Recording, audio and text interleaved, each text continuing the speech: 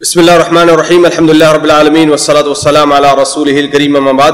آج بتاریخ 12 جون سن 2023 گروپ سوال شیخ مقصود حفظہ اللہ سے جوابات سیریز SMS 524 نشر ہونے جا رہی ہے۔ امید کے بغور سماعت فرمائیں گے۔ گروپ نمبر 8 شروع کرتے ہیں۔ شیخ محترم ساتھی پوچھتے ہیں، جیسے کہ اس سے پہلے بھی کئی مرتبہ ایسے سوالات شیئر مارکیٹ کو لے کر آئے ہیں، لیکن ساتھی یہاں پر یہ شک پیدا کرتے ہیں کہ جو چیز شریعت میں کہی گئی ہے کہ جب تک قبضہ نہ ہو اس وقت تک اس کا بیچنا جائز نہیں ہے، تو یہاں شیئر مارکیٹ میں یعنی قبضے سے مراد کیا ہے؟ عینی چیزیں ہیں یا الیکٹرانک جو آن لائن جو چیزیں ہیں یہ بھی اسی حکم میں آئیں گی؟ کیا معنی رکھے گا اس قبضے کا؟ دیکھیے، شیئر مارکیٹ سے متعلق میری معلومات بہت کم ہے، ناقص ہے، اس لیے آپ جانتے ہیں میں اس بارے میں کوئی بات نہیں کہتا، لہذا اس سلسلے میں جو لوگ جاندار ہیں ان سے پوچھ لیا کریں۔ البتہ جہاں تک ملکیت کا تعلق ہے، ملکیت کا معنی ہے کہ اس پر آپ کا کامل تصرف رہ جائے اور کسی اور کا تصرف نہ رہ جائے۔ مثال کے طور پر کچھ پیسے یعنی آپ کے اکاؤنٹ میں آ گئے، اب کوئی نہیں لے سکتا، آپ کی ملکیت میں آ گیا ہے کہ نہیں ہے؟ یہ چیزیں ہو سکتی ہیں، تو واللہ عالم اس کا کیا طریقہ ہے شیئر مارکیٹ میں، یہ کسی جاندار سے پوچھ لیں۔ واللہ عالم۔ اس کے غریب کا خاص سوال ساتھی پوچھتے ہیں، شیخ محترم اگر کوئی چیز یعنی مثال کے طور پر اگر نقد لی جاتی ہے تو 1000 اور ادھار لی جاتی ہے یا انسٹالمنٹ پہ لی جاتی ہے تو 1200، تو کیا اس طریقے کا لینا یہ چیز جائز ہوگی یا نہیں؟ بھائی دیکھیے، یہ اولاً تو یہ بات ذہن میں رہے کہ معاصرین میں یہ مسئلہ مختلف ہی رہا ہے۔ شیخ ابن باز، شیخ ابن عثیمین یہ لوگ جائز قرار دیتے ہیں، اور شیخ البانی اور دوسرے بہت سے علماء ہند و پاک اس کو ناجائز قرار دیتے ہیں۔ اس لیے جو انسان جہاں تک بچ سکتا ہے وہ بچ جائے، اس میں عافیت ہے۔ البتہ جہاں تک میرا دل مطمئن ہے، میرا دل مطمئن یہ ہے کہ نقد اور ادھار کی قیمت میں اگر فرق ہو تو یہ چیز جائز ہوگی۔ البتہ یہ ہے کہ معاملہ یہ ہونا چاہیے کہ یہ فیصلہ ہو جائے تاکہ بیعتان فی بیع نہ رہ جائے، فیصلہ ہو جائے کہ آپ نقد لے رہے ہیں یا ادھار لے رہے ہیں۔ اگر آپ نقد لے رہے ہیں یہ فیصلہ ہو گیا، آپ دے کر کے چلے جائیے۔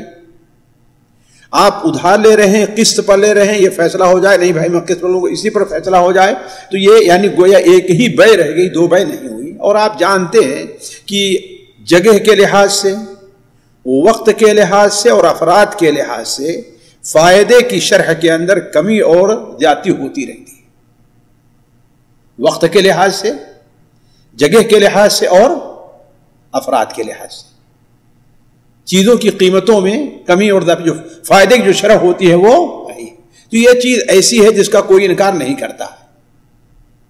آپ دکاندار ہیں، ایک شخص آپ کے پاس آتا ہے، آپ جانتے ہیں کہ یہ نقد لے لے گا، تو آپ جو آپ نے اس کی قیمت رکھی ہے اس سے کم بلکہ معمولی فائدے پر آپ اس کو دے دیں گے، ہے نا؟ لیکن آپ کو معلوم ہے کہ یہ شخص ٹال مٹول کرنے والا ہے، آئے گا تو لے کر جائز پتہ نہیں کب دینے والا ہے، تو آپ اس سے ایک پیسے بھی کم، بلکہ عام جو بیچنے کی شرح ہے شاید اس سے آپ کچھ اس کو زیادہ بتائیں کہ کس طریقے سے وہ چھوڑ کر کے جائے، یا نہ جائے تو کم سے کم لے کر کے جائے، تاکہ ہمیں بعد میں نو نقد کیا ہے نا 90 ادھار والی بات ہے، یہ معاملہ آ جائے، ہے کہ نہیں؟ ایک ہی شخص ہے، ایک ہی چیز کو صبح کو سب دکان کھولتا ہے تو اور ریٹ میں بیچتا ہے، اور شام کو بیچتا ہے تو اور ریٹ بیچتا ہے، تو گویا کی جگہ کے، افراد کے اور وقت کا لحاظ سے چیزوں کی قیمت میں اضافہ ہوتا ہے۔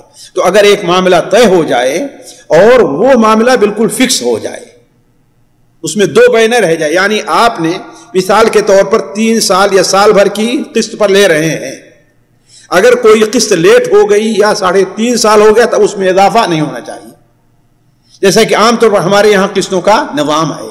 البتہ جو سعودیہ میں نظام اب تک چل رہا ہے وہ یہ ہے کہ آپ سے وہ سامان لے گا، کچھ بھی ہوگا کیش کرے گا، لیکن قیمت میں وہ اضافہ نہیں کر سکتا، جو متفق کرے وہ۔ تو اگر یہ صورتحال ہے تو کوئی حرج نہیں ہے انشاءاللہ۔ جی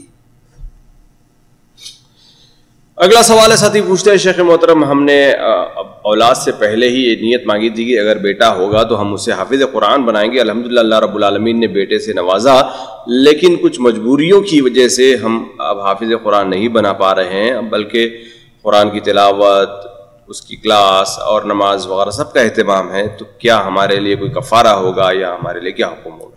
بھائی دیکھیے، یہ نیت میں نہیں سمجھا، نیت سے مراد وہ صرف ارادہ تھا تو ارادہ بدلتا رہتا، اس میں کوئی حرج نہیں ہے، لیکن اگر نیت سے مراد ایک نظر کے طور پر تھا ہوگا، یعنی عزم کر لینا اور کہہ بھی دینا لوگوں سے کہ اللہ نے اگر ہمیں جو ہے اولاد دیا تو ہم اس کو حافظ قرآن بنائیں گے، تو ظاہر بات یہ نظر کے معنی میں ہے۔ اگر آپ کو چاہیے کہ اسے پورا کریں، اگر نہیں پورا کر سکیں تو آپ کو قسم کا کفارہ دینا ہے۔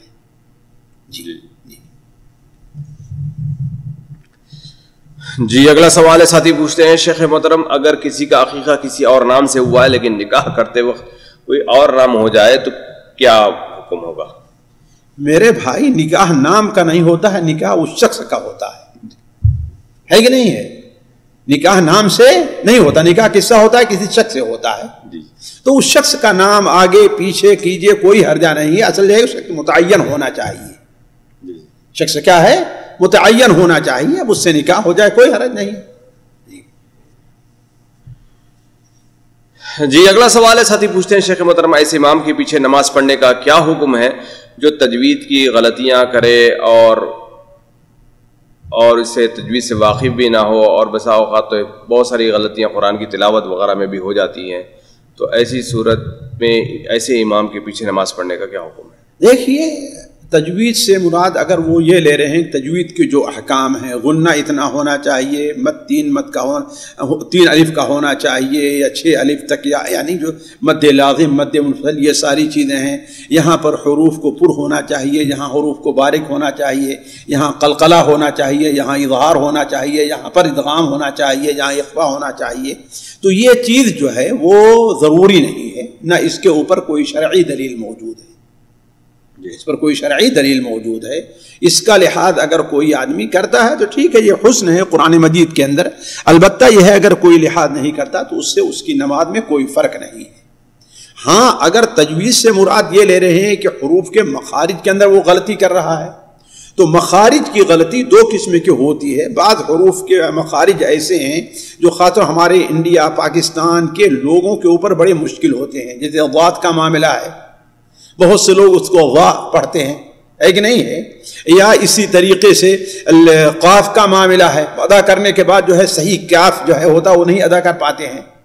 یعنی اگر اس قسم کا معاملہ ہے تو انشاءاللہ بہتر تو ہے کہ کسی ایسے کو بنایا جائے جو اس سے اچھا ہے، لیکن اگر ہم مبتلا ہو گئے ہیں، کوئی ایسا شخص ہے اب اس کے پیچھے نماز پڑھنا ہو رہا ہے، تو انشاءاللہ کوئی حرج نہیں ہے۔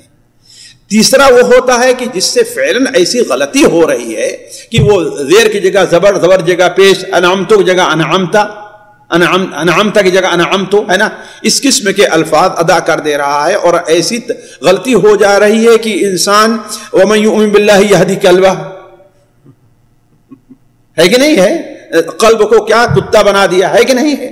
اگر اس قسم کی غلطی کرتا ہے اور وہ اس کو متنبہ کیا جائے، اگر وہ اس کی تصحیح کر سکتا ہے اور تصحیح نہیں کرتا تو ظاہر بات ایسے شخص کے پیچھے نماز نہیں، اس لیے معنی میں تبدیلی ہو جائے گی، معنی کے اندر فرق پڑ جائے گا۔ لیکن اگر ایسا شخص ہے کہ وہ کوشش کرتا ہے لیکن اس کے باوجود وہ صحیح نہیں کر پاتا، صحیح نہیں کر پاتا، یہ تیسری صورت ہے، تینوں پر غور کریں۔ یعنی بہت سے لوگ زبان ان کی نہیں ٹوٹ پاتی ہے، کوشش بھی کرتے ہیں، اپنا محنت بھی کرتے ہیں لیکن نہیں، تو اپنے طور پر اس کی نماز صحیح ہے، اس لیے لا یکلف اللہ نفسا الا وسعها۔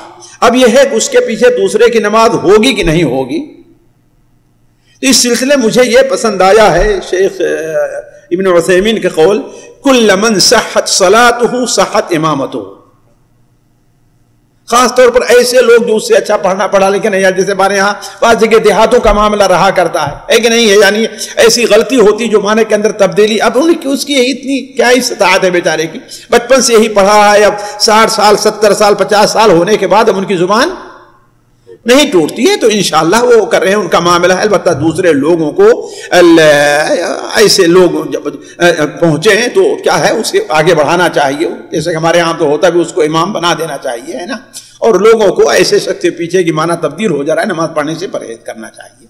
جی اسی کے قریب کا سوال ساتھی پوچھتے ہیں شیخ محترم قرآن مجید کی تجوید کے قواعد وغیرہ یہ جو بھی ہیں مخارج جو ہیں یہ سب جو ہے یعنی سندن یعنی جیسے احادیث سند بسند موجود ہیں، کیا یہ بھی چیزیں سند بسند موجود ہیں؟ دیکھیے قرآن مجید کی یہ جو چیزیں ہیں وَإِنَّكَ لَتُلَقَّى الْقُرْآنَ مِن لَّدُنْ حَكِيمٍ عَلِيمٍ. قرآن کیا ہے؟ عام طور پر لقاء یعنی مشافہہ آیا ہوا ہے. اس کے بعد سے قدیم زمانے سے آپ دیکھیں گے 4ویں 5ویں صدی ہی سے علماء تجوید کے احکام جو ہے ضبط کرنے شروع کر دیے ہے نا. خاص طور پر جب سے علم صرف ایجاد ہوا ہے تو اس وقت بھی جو ہے یہ چیزیں یعنی اظہار وغیرہ کی صورتیں آئی ہیں. تو اب اگر آپ اس کو چاہتے ہیں کہ جیسے حدیثوں کے اندر یعنی حلال حرام کا معاملہ سند کے ساتھ ہے تو یہ چیز تو نہیں پائی جاتی. البتہ جہاں تک اس بات کا تعلق ہے یعنی کیا ہے تلقین بالمشافہہ، تو اس طریقے سے اہل علم اہل فن پڑھتے آئے ہیں. واللہ اعلم. جی اگلا سوال ہے ساتھی پوچھتے ہیں شیخ محترم جیسے کہ یعنی عورت کو اگر بیوی کو اگر ماہواری شروع ہو جائے اس کے بعد کتنے دن کے بعد آدمی ہم بستری کر سکتا ہے؟ 5 دن 7 دن کتنے؟ بھائی دیکھیے وہاں دن کا اعتبار نہیں ہے. فَإِذَا تَطَهَّرْنَ فَأْتُوهُنَّ مِنْ حَيْثُ أَمَرَكُمُ اللَّهُ. اصل چیز کیا ہے؟ ان کا پاک ہونا ہے. اور پاک ہونے کا معاملہ کیا ہے؟ یعنی اولاً تو وہ خون رک جائے. ثانیاً صرف خون رکنا ضروری نہیں ہے، پاکی کی علامت بھی ظاہر ہو. پاکی کی علامت، اور عورتیں اس چیز کو جانتی ہیں. عورتیں اس چیز کو جانتی ہیں کہ پاکی کی علامت کیا ہے، کبھی سفید مادہ آتا ہے، یہ وہ چیز ہے. تو اصل اعتبار کیا ہے؟ خون سے پاک ہونے کا ہے، نہ کہ وقت کا ہے. کسی عورت کو بسا اوقات ایک عورت کو کبھی 6 دن ہو جا رہی ہے، کبھی 5 ہی دن ہو جاتی ہے، کبھی 7 دن لگ جایا کرتے ہیں. تو اصل اعتبار کس چیز کا ہوگا؟ خون کے رکنے اور پاکی کی علامت کے ظاہر ہونے کا. جی اگلا سوال ہے ساتھی پوچھتے ہیں شیخ لفظ حد نام رکھ سکتے ہیں یا نہیں؟ حد جی یا الاحد؟ صرف احد ہے لکھا ہوا ہے. احد جی ہاں تو وہی ہوگا کلمہ قل هو اللہ احد. جی دیکھیے اہل علم کہتے ہیں کہ جن ناموں کے ساتھ غیر اللہ کو موسوم نہیں کیا جا سکتا ان میں الاحد بھی ہے. الاحد ہے، الصمد ہے، البارئ ہے، الرحمن ہے، اللہ ہے. ایک نہیں ہے، یہ ایسے نام ہیں جس سے غیر کو موسوم نہیں کہ اللہ تعالیٰ کے ساتھ خاص ہیں. اسی لیے عربی زبان میں بھی احد اللہ ہی کے لیے استعمال ہوا ہے. واحد، یہ ساری چیزیں غیر کے لیے، لیکن اللہ جی.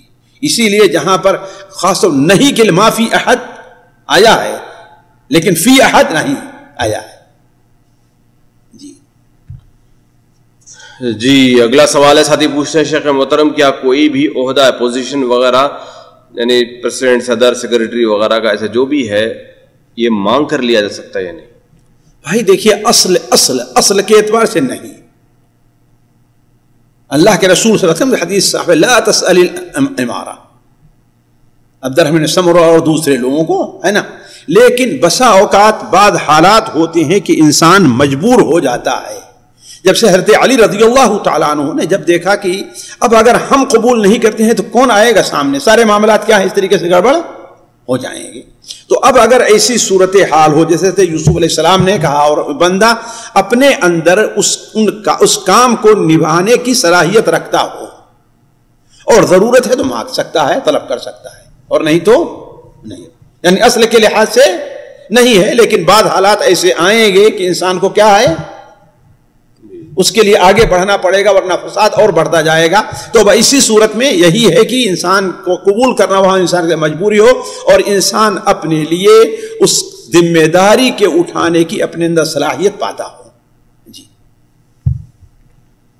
جی اگلا سوال ساتھی پوچھتے ہیں شیخ محترم کعبۃ اللہ پر جب پہلی نظر پڑتی ہے تو یہاں پر کیا تعلیمات ہیں؟ کچھ تعلیمات ہیں کہ اس سلسلے میں کوئی چیز نہیں. حضرت عبداللہ ابن عباس رضی اللہ عنہ جو ہے اللہم زد هذا البیت تشریفا وتعظیما وزد من شرفه وکرمه او حجه واعتمره تشریفا وتعظیما، یہ حضرت عبداللہ ابن عباس کا قول منقول ہے، کسی حدیث میں ایسا وارد نہیں ہے. تو اب اگر کوئی آدمی جو ہے اصل یہ ہے کچھ نہ پڑھے لیکن پڑھے اور جذبات میں آ کر کے اللہ تعالیٰ اس گھر کو عزت عظمت عطا فرما تو انشاءاللہ کوئی حرج نہیں.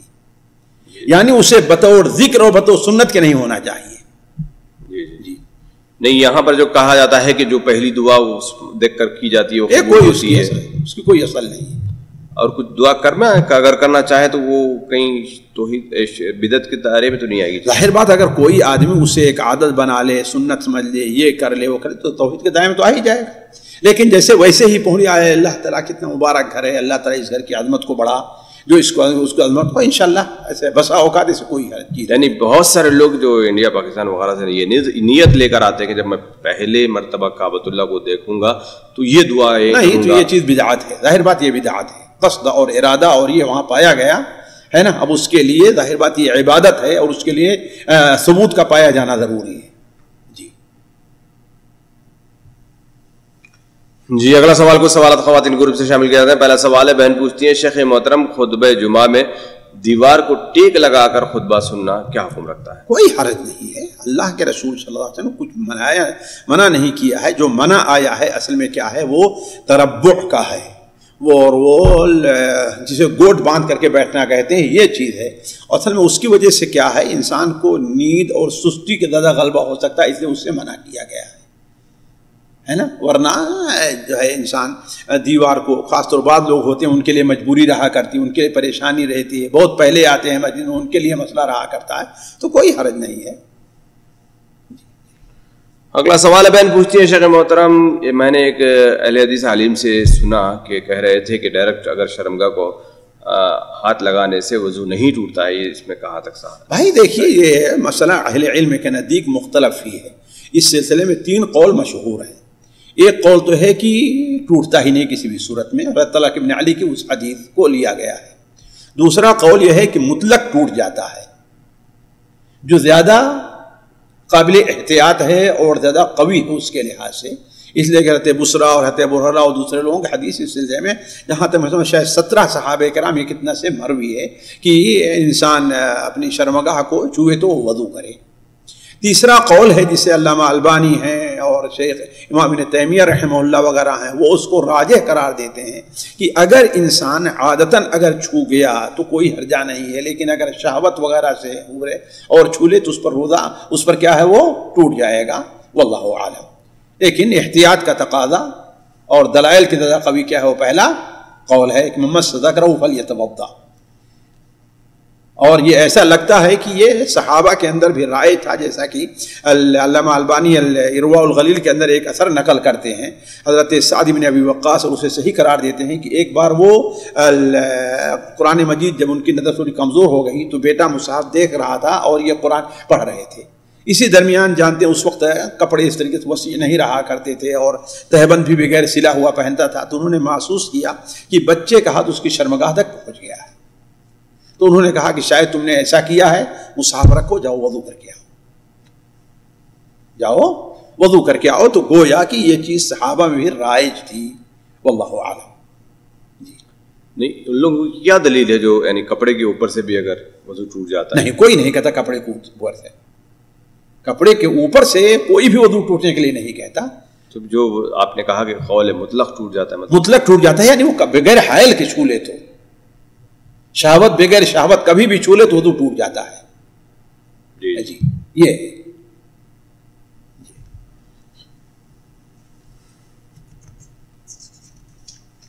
اگلا سوال ہے، بہن پوچھتی ہے شیخ محترم اگر کسی شخص کو بار بار یہ سوچ آئے کہ میرے ساتھ ایسا کیوں ہوا، ایسا کیوں ہوا، جبکہ وہ نماز بھی پڑھتا ہے، ذکر اذکار بھی کرتا ہے، تو اس کو کیا کرنا چاہیے کہ اس سے نجات ملے؟ بھائی اللہ تبارک و تعالی سے توبہ استغفار کرنا چاہیے، اللہ تعالیٰ سے دعائیں کرنی چاہیے. یہ شیطان کا، یہ نفس کا وسوسہ جو اس کے ساتھ ہے اسے ختم ہونا چاہیے، اور اللہ تبارک و تعالیٰ کے اسماء اور صفات پر توجہ دے. اللہ تعالیٰ کی صفت القادر ہے، نام قادر ہے، قدیر ہے، اللہ تبارک و تعالیٰ کا نام خالق ہے. ان چیزوں کے اوپر توجہ دے کہ اللہ تبارک و تعالیٰ نے ہر چیز کی تقدیر پہلے مقدر کر دی ہے، اس کے خلاف کچھ ہونے والا نہیں ہے. فقدرنا فنعم القادرون. ہم نے یہ دیکھو اندازہ کیا اور ہم سب سے بہتر اندازہ کرنے والے ہیں. اور یہ دیکھیں کہ اللہ تبارک و تعالیٰ اپنے بندوں کے ساتھ کیا ہے، مہربان ہے، اللطیف ہے اللہ تبارک و تعالیٰ، اور اس کے لطف کا تقاضا یہ ہے کہ اللہ تعالیٰ ہمیں پریشان نہ کرے. جی اگلا سوال بہن پوچھتی ہے شیخ محترم جنت میں جو لباس ہیں ان کے کچھ نام، ایسا دیبا وغیرہ ایسا کچھ نام بتائے گئے ہیں؟ بھائی دیکھیے یہ الفاظ وہ ہیں کہ دیباج جو قسم کا ریشم اس کے لباس ہوں گے، ہے نا، دیباج کے ہیں، حریر کے ہیں، یہ لباس جو قرآن مجید وغیرہ میں آئے ہوئے ہیں، نہ یہ کہ یہ لباس کے نام ہیں، یہ ان اشیاء کے نام ہیں جس سے لباس بنایا جائے گا. جی یعنی کوئی خاص نام ایسے دیا نہیں مجھے واللہ عالم میرے علم میں کم سے کم وقتی طور میرے ذہن میں نہیں ہے کوئی ایسا نام کہ ان کو لباس پہنایا جائے گا. حلہ کا ذکر ہے, جوڑا کا ذکر ہے. جی. اگلا سوال بہن پوچھتی ہے, شیخ محترم کسی کو معاف کرنے کا کیا طریقہ کار ہونا چاہیے؟ مثال کے طور پر معاف کر دیا لیکن پھر بھی وہ چیز بار بار یاد آتی ہے اور اس پر غصہ بھی آ جاتا ہے اور دل میں تکلیف بھی ہوتی ہے, تو یعنی کس کو معاف کرنے کے بعد اس کی حالت کیسی ہونی چاہیے؟ بھائی دیکھیے, معاف کرنے کے بعد تو ہے کہ دل سے یہ چیز کو نکال دینا چاہیے. لیکن بسا اوقات انسان کوئی اس کے ساتھ بہت بڑی غلطی کرتا ہے, یا بسا اوقات انسان اپنے اس معاملے میں بڑا کمزور رہا کرتا ہے, تو جب تک اس کا اظہار نہ کرے, اس کو نافذ نہ کرے, اس کے اوپر کوئی گرفت نہیں ہے. ربنا کیا ہے نہیں ہے کہ ان اللہ تجاوز عن امتی الخطأ نہیں کیا ہے کیا ہے وسوسے نعوذ باللہ من ذلک, کیا ہے کہ اللہ تبارک و تعالی جو ہے بندے کے جو وسوسے ہوتے ہیں جب ما لم یعمل, جب تک اس کے اوپر عمل نہ کرے اللہ تبارک و تعالی اس پر کوئی گرفت نہیں کرتا ہے. تو اگر کوئی آدمی زیادہ حساس پیدا ہوا ہے, اللہ تعالیٰ کی طرف سے آزمائش ہے, اس نے اللہ کے لیے کسی کو معاف تو کر دیا ہے, لیکن اب معاف کرنے کے بعد واپس آنا جو ہے یہ نہیں ہے کہ ہاں بھائی ٹھیک ہے میں اپنی معاف کے لیے کہ میں واپس لے رہا ہوں, ہے کہ نہیں؟ یہ نہیں گویا کہ آپ نے معاف نہیں کیا.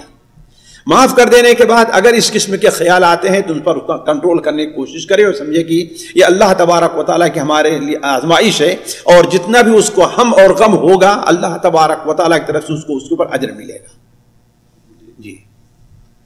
اگلا سوال ہے, بہن پوچھتی ہے شیخ محترم اگر کسی کو نماز کے دوران ہوا خارج ہونے کا خدشہ ہو تو کیا اس کو روکا جا سکتا ہے, اور جبکہ کسی کو گیس وغیرہ کی بیماری وغیرہ ہو؟ بھائی دیکھیے, ہوا کے روکنے کی کئی صورت ہے. ایک صورت تو یہ ہے کہ اس قدر اسے یعنی اہتمام کرنا پڑے کہ اس کی نماز کا جو خشوع اور خضوع ہے وہ جاتا رہے, اس کا نماز میں دل ہی نہ لگے, ایسے رہے. تو ایسی حالت میں اسے کیا ہے اپنا وضو توڑ کر کے جا کر دوبارہ وضو کر کے نماز پڑھے, اپنی نماز کو توڑ دے. لیکن ایک بسا اوقات ایک معمولی ہوتا ہے, اس سے نماز کے خشوع اور خضوع یا نماز کے تعدیل ارکان میں اس میں کوئی فرق نہیں پڑتا ہے. تو اگر انسان کو گیس کی بیماری ہے کہ بار بار اگر کہے گا پھر تھوڑی دیر میں ایسے, تو اس کے اوپر اگر انسان کنٹرول کرتا ہے, روکتا ہے, تو اس میں کوئی حرج نہیں ہے انشاءاللہ. جی. اگلا سوال بہن پوچھتی ہے شیخ محترم اگر کسی بندے نے رات میں روزہ رکھنے کی نیت کر لی ہو اور رات بھر جاگتا بھی رہا اور فجر کے ٹائم یا فجر کی اذان کے وقت پہ اس ذہن سے بات نکل جاتی ہے اور وہ پانی پی لیتا ہے, تو اب یہاں پر کیا حکم ہوگا؟ فرض روزہ ہو یا شوال کا ہو یا نفل روزہ ہو؟ تو بھائی دیکھیں, اس کی دو صورت ہوتی ہے. ایک صورت تو یہ ہے کہ انسان نے رات میں اب روزے کی نیت کر لی, سحری کھا لیا, یہ وہ کھا لیا, اب فجر کے بعد اس کے ذہن سے غائب ہو گیا کہ میں روزہ ہوں. ذرا غور کریں گے, یہ نکل گیا کہ میں روزہ ہوں, پانی پی لیا تو کوئی حرج نہیں. دوسری صورت یہ ہے کہ انسان یہ سوچے چلو ہم نے روزہ تو رکھا ہی نہیں ہے نا, روزہ تو ہم نے رکھا ہی نہیں, چلو پانی پی لیتے ہیں. تو گویا کہ ایسی صورت میں جو ہے وہ اپنی نیت کے اوپر باقی نہیں ہے. فرق سمجھ رہے ہیں نا تم؟ ایک صورت تو یہ ہے کہ انسان کے ذہن سے نکل جائے کہ بغیر اس کے کہ میں روزہ ہوں اور جو ہے پانی پی, کہ وہ انسان یہ کرے کہ ہم نے روزہ تو رکھا ہی نہیں, گویا روزہ کی نیت ہی ہم نے نہیں کی ہے, لہذا اب ہم پانی پی لیں. تو ایسی صورت میں پھر اس کا روزہ نہیں.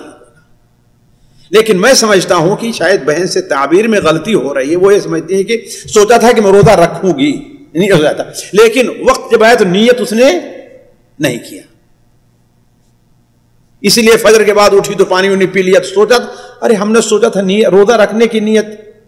جیسے بہت سے آدمی کے ساتھ ہوا کرتا ہے نا. اب مثال کے طور پر آپ ہیں, آپ پیر کے دن کو روزہ رکھتے ہیں, لیکن ایک دن سفر سے آئے اور یہ آئے, سوچا تھا ریزن, لیکن وقت جب آیا یعنی نیت کرنے کا, اٹھنے کا, کچھ پانی وغیرہ پینے کا, تو آپ نے نیت نہیں کی ہے نا. اب صبح اٹھے آئے تو ہم نیت ہی ہم نے نہیں کی ہے, اور پھر اس نیت سے کہ چلو روزہ توڑنے کی, وہ اس نیت سے کہ ہاں بھائی روزے تو نے اور پانی پی لیا.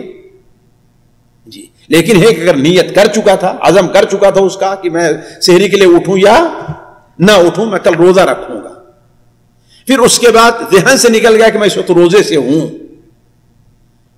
میں اس وقت روزے سے ہوں تو پانی پی لیتا تو کوئی حرج نہیں. جیسے کہ عام طور پر اللہ کے رسول نے ارشاد من نسیا اکل و شرب وهو صائم، جو انسان بھول گیا اور حالانکہ روزے کے حالت میں کھانے اور کھا پی لیا تو اس اپنا روزہ پورا کرے، اس کے اوپر کوئی کفارہ نہیں ہے. جی تو یہ مبتلا پہ جو ہے خود ہی فیصلہ کر سکتا ہے اس کا. جی یہاں پر بھولنے کی ایک باریک سی کیفیت ہے شیخ، یعنی اس کو کیسے سمجھیں گے؟ ہر آدمی، ہم نے کہا ہر آدمی اپنا فیصلہ کر سکتا ہے. ہر آدمی اپنا فیصلہ کر سکتا ہے کہ کیا اس کی نیت رہی ہے. نہیں نیت تو اب جیسے مثال کے طور پر کہ نیت میری ہی سمجھ لیجیے کہ نیت ہے کہ ہم رات میں 2 بجے 3 بجے تک کام کر رہے ہیں، جاگ رہے ہیں، صبح میں شوال کا روزہ رکھنے کی جی پوری نیت ہے کہ یعنی مثال کا نارمل طور پر یہ ایسی ہوتا ہے کہ عید کی چھٹیاں ہیں اور آدمی رات بھر جاگتا ہے، صبح فجر پڑھ کے سوتا ہے، نیت ہے کہ صبح میں روزہ رکھیں گے، لیکن ایسے ہی اتنے میں ذہن سے بات نکل گئی اور فجر کی اذان ہو رہی ہے اور پانی پینا شروع کر دیا. ہاں تو کس نیت سے پی رہا ہے؟ وہ تو ایسی بھول گیا کہ ہم نے تو روزہ رکھا ہے، ہم نے روزہ رکھا ہے. یہی ہے فرق، ہم نے روزہ رکھا ہے، روزہ نہیں رکھ، یعنی بھول گیا کہ میں روزے سے ہوں. یہ بھول گیا کہ میں روزے، بھول گیا کہ اس کو روزہ رکھنا ہے، اور یہ بھی بھول گیا کہ وہ روزہ، فرق ہے دونوں میں. یہ بھول گیا اسے روزہ رکھنا ہے تو اب پانی پی لیا تو اس کا روزہ نہیں ہوگا. اور اگر یہ ہے کہ بھول گیا کہ میں روزے سے ہوں، میں روزے سے ہوں، تو اگر یہ بھول گیا تو اس کا روزہ ہو جائے گا. نیت تو آٹومیٹکلی ہو گئی نا شیخ پہلے سے. ہاں لیکن پھر بدل دیا نا اس نے بعد میں. کہاں بدلا؟ آپ ہی یہی تو کہہ رہے ہیں نا کہ وہ بھول گیا کہ میں مجھے روزہ رکھنا ہے، یہ بھول گیا. وہ نیت نہیں کی، نیت تو رات میں ہی کیا تھا بھائی، نیت کیا تھا کہ ہاں میں روزہ رکھوں گا، لیکن جو ہوتی ہے کہ وہ کہتے ہیں کہ تعیین نیت نہیں ہو پائی تھی، اس کی تعیین نیت نہیں ہو پائی تھی. تعیین نیت ضروری ہے، بالکل ضروری ہے، بغیر نیت کے تعین کے کیسے کوئی کام ہوگا. اب انسان ایک نارمل جیسے اس کی نیت تھی کہ کل روزہ رکھوں گا اور کام کرتا، اسی دوران وہ سو جائے، ہاں تب تو اس کا روزہ شروع ہے نا.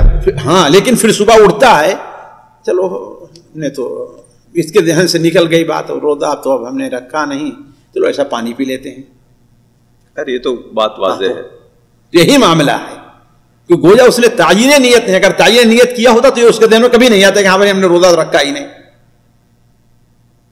جی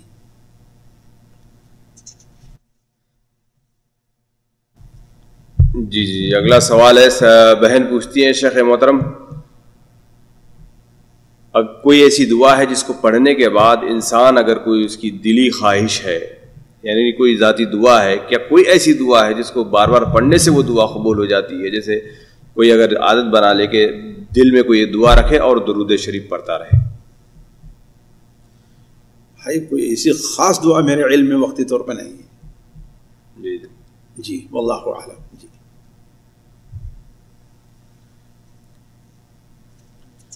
جی اگلا سوال ہے، بہن پوچھتی ہیں شیخ محترم، اگر کوئی کسی کی بھائی اور بھابھی وغیرہ یعنی زکوٰۃ بھی دیتے ہیں اور تانا بھی دیتے ہیں اور ہر بات ان کی سننے کے لیے کہتے ہیں، تو اس کا کیا حکم ہے؟ بھائی دیکھیے، تانا دیتے ہیں یہ تو قطعاً جائز ہے ہی نہیں. ایسے لوگوں کی زکوٰۃ کو قبول ہونا بڑا اہم مسئلہ رہا کرتا ہے. یا ایھا الذین آمنوا لا تبطلوا صدقاتکم بالمن والاذی، ہے کہ نہیں ہے؟ اور وہ کسی جائز بات کا آپ کو کہہ رہے ہیں تو آپ ان کو مانیں، اگر نہ مانیں آپ کو یہ اختیار ہے. اور آپ ان سے آپ کہہ دیں بھائی آپ کو اگر تانا دینا ہے اور یہ کرنا ہے تو مجھے آپ کی زکوٰۃ نہیں چاہیے، آپ کو صدقہ نہیں چاہیے. آپ سے خود مکلف ہو گئی ہے کہ نہیں ہے؟ جی. اور جہاں ان باتوں کا خطرہ رہے کہ ہاں بھائی لڑائی ہوگی، اختلاف ہوگا، لوگوں میں کہتا وہ بھی پھرے گا، اس کی بیوی کہتے پھرے گی، ٹھیک ہے نہ قبول کرے اس کی طرف سے. انہی کا سوال ہے، بہن پوچھتی ہیں شیخ محترم، یعنی مثال کے طور پر بھائی بھابھی اس طریقے سے تانا دیتے ہیں اور اسی طریقے سے یعنی جو بھی کھانا کھلا کر پھر بات کرتے ہیں اس کو جتاتے ہیں، تو یہ سب چیزوں میں لڑائی کے درمیان انہوں نے اپنے بھائی سے بات کرنا، ان سے بات کرنا چھوڑ دیا، تو اس کا کیا حکم ہے؟ بھائی دیکھیے، بات کرنا چھوڑ دیا ہے اس کی 2 صورت ہو سکتی ہے. ایک صورت تو یہ ہے کہ اگر ہم بات کریں گے اور پھر یہی چیزیں ہوگی اور پھر وہ گناہ کے اندر پڑیں گے تو ٹھیک ہے. لیکن دوسری بھائی نے یہ بات کہہ دی اور پھر آتا ہے آپ سے باتیں کرنا چاہتا ہے تو آپ اس کے بات کا جواب دیجیے، آپ اس کے سلام کا جواب دیجیے، اس کے بات کیے، لیکن صاف کہیے کہ بھائی جان دیکھیے ہمارا آپ کا یہ معاملہ جو ہے یہیں تک رہے گا، لیکن اب لین دین ہمارے آپ ساتھ درمیان نہیں ہونا چاہیے تاکہ ہمارا آپ کے معاملات اور زیادہ نہ بگڑے. جی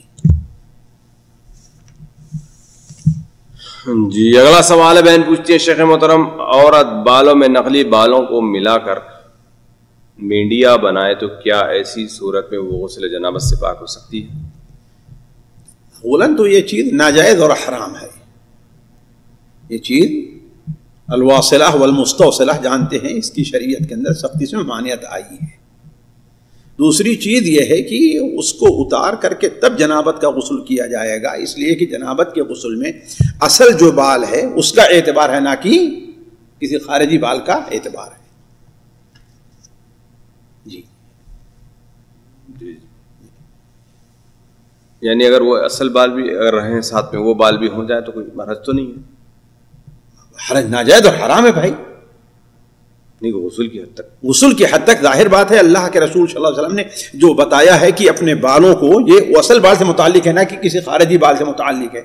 اس کی مثال تو ایک ٹوپی اور ایک ایسی چیز ہے، یہ تو اس کا اعتبار نہیں ہوگا. جی جی جی، یعنی اس کے بھیگنے اور نہ بھیگنے کا کوئی اعتبار نہیں ہے، جو خارجی چیز ہے.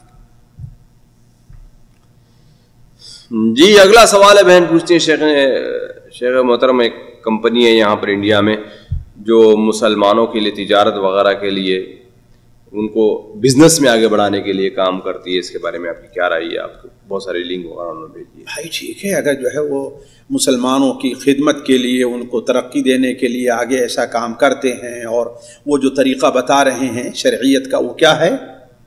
شرعی، وہ بزنس کا وہ شرعی اصولوں کے اوپر ہے، تو بہت بڑی اچھی چیز ہے. جیسے آج کل جو تجارت ہے ان کے اصول بتانا، یہ سب چیز تیار کرنا، بچوں کے ذہن کس طریقے تجارت طرف بڑھے، ہے کہ نہیں؟ بڑی اچھی چیز ہے، تاکہ مسلمان بھی آگے بڑھیں. بہت اچھی چیز ہے. جی جی، تو اس میں کن چیزوں کا خیال رکھنا چاہیے موٹے انداز سے؟ مثال کے طور پر اب باریکی سے تو ہر کوئی تو بھائی دیکھیے، اولاً تو یہ دیکھا جائے کہ وہ جو اصول بتا رہے ہیں تجارت کے، وہ کیا چیزوں کے ہیں. یہ اصل چیز ہے، شریعت سے ٹکراتے تو نہیں ہیں، اس میں سود کا معاملہ تو نہیں ہے کہ نہیں؟ اس میں دھوکہ دہی کا معاملہ تو نہیں ہے، اس میں گبن کا معاملہ تو نہیں. یعنی جو شرعی اصول تجارت کے ہیں ان کو اگر رہتے ہیں، یعنی کسی کا نہ حق لوٹا جائے، نہ کسی کا اپنا جو ہے وہ حق مارا جائے، یہ ساری چیزیں ہوں گی بنیادی طور پر. اب وہ اسی صورت میں ہو سکتا ہے کہ اب وہ کیا چیزیں ہیں، کیا اصول رکھ کر کے، میں سمجھتا ہوں کہ اس میں کوئی ایسی بات نہیں ہوگی. صرف یہ ہے کہ جو ایک نظام چلا ہوا ہے تجارت کا اور مارکیٹنگ کا، اس بارے میں بچوں کو آگے بڑھا رہے ہوں گے، تو اس میں انشاءاللہ کوئی حرج کی بات نہیں. اس میں بتا رہے تھے کہ پوچھ رہے تھے کہ پیسہ وغیرہ انویسٹ وغیرہ کرنا ہے تو جائز ہوگا. تو جب پیسا انویسٹ کرنے کی باری آتی ہے تو کن کن موٹی موٹی چیزوں کا خیال؟ بھائی دیکھیے، اولا تو ہے کہ وہ چیز جس چیز میں انویسٹ کیا جائے اس کے اندر کیا ہے، وہ حلال ہو وہ چیز، اور جس طریقے پر وہ انویسٹ کیا جا رہا ہے اس کی تجارت ہوگی، وہ تجارت کا طریقہ بھی حلال ہونا چاہیے.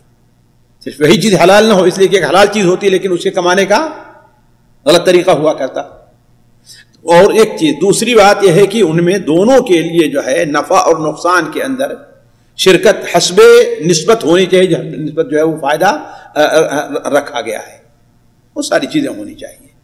یعنی موٹی اتنی چیزیں دیکھ کر یعنی کسی عالم کے فتوے کو دیکھے بغیر انویسٹ کر سکتا ہے بندہ؟ بھائی اگر وہ چیز ہے کہ اس میں شبہ ہے تب ٹھیک ہو، تو عالم فتویٰ کے دیکھے. اس لیے کہ بہت سے لوگ دعویٰ کرتے ہیں لیکن وہ بات صحیح نہیں ہوا کرتی ہے. بہت سے ایسے کمپنیاں ہیں دعویٰ تو کرتی ہیں لیکن وہ کیا ہے، صحیح نہیں ہوا کرتی. جیسے ہماری قریب کے اندر بہت سی کمپنیاں آئی ہیں، دیکھیں حیدرآباد میں بھی اور بنگلور میں بھی، اور وہاں ایسے کسی کمپنیاں آئیں، ہے کہ نہیں ہے، لیکن کسی معتبر عالم کی اس کے اوپر وہ کیا ہے فتویٰ نہیں تھا، سند نہیں تھی، جس کا نتیجہ لوگوں نے دیکھا کس قدر لوگوں کو نقصان ہوا ہے. سامعین اکرام، ہمارے علمی اور عوامی دروس اور سوال و جواب کی مجلسوں سے آپ خود بھی مستفید ہوں اور اپنے دوست و احباب کے ساتھ بھی شیئر کریں. عین ممکن ہے کہ آپ کے شیئر سے کسی کی اصلاح اور آپ کے لیے صدقہ جاریہ بن جائے. واٹس ایپ پر اسلامک میسج حاصل کرنے کے لیے نمبر نوٹ فرمائیں: یعقوب عزیز 00966 508959 واٹس ایپ سوال جواب گروپ میں ایڈ ہونے کے لیے نمبر نوٹ فرمائیں: عبدالسلام عمری 00966 502627 نمبر بھیجتے ہوئے نام اور پتہ ضرور لکھیں. اسی طرح ہمارے یوٹیوب چینل اسلامی دعویٰ کو ضرور سبسکرائب کریں تاکہ ہماری ہر نئی اور اہم ویڈیو کی اطلاع آپ کو فوری حاصل ہو جائے. تمام دروس، مقالات اور سوال و جواب سیریز کے لیے ہماری مشہور ویب سائٹ www.islamidawah.com کا مشاہدہ کرتے رہیں. السلام علیکم ورحمۃ اللہ وبرکاتہ.